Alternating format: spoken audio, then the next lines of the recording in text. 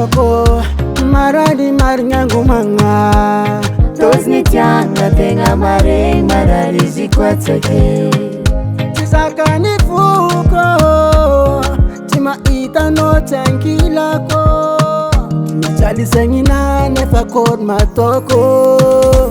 Anyano zek mataro no sareketie Vutela di chot kara amatong isawe fangome Azambela uvita nyantika Nade tifaka ita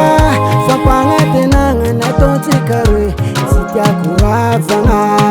Matukisa pasatsa titra Na ujanga no ita Sitaneza angata tenga mandrapa yita no Sisi marati mifangat Amifanga la vitas Sama tu kimbola ulavu tamyanga joreka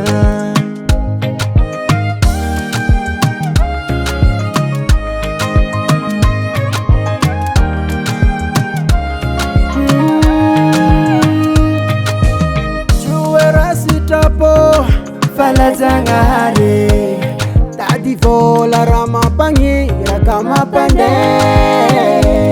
Matukisa nawo Zachangare nawo Na ufyanga na ta ufyanga na fowite Anyano zek mataro no sareketie Vutela di chot kara amatong isawe fangome Azambela uvita nyantika Nade tifanga ita Fapanga tenanga na tontikare Sitia kuravanga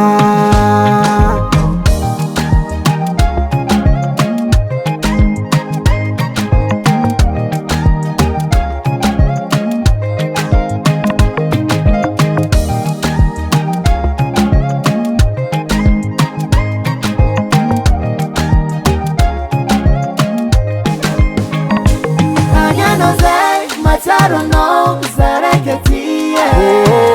Vutela di chot kara amatong isawe fangome Azambela uvita nyantika Na tifanga ita Fapanga tenanga na tontikare Sitia kuravanga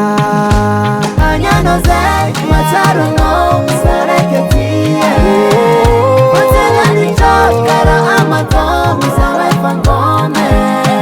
Azambela uvita nyantika Na tifanga ita Fapanga tenanga na tontikare Sitia kuravanga Anyano zek mataro no zakwambangome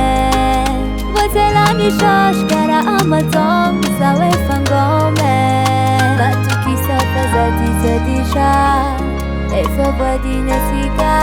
Papanga tenanga na tong sikare Siteku uravanga Baba Sam.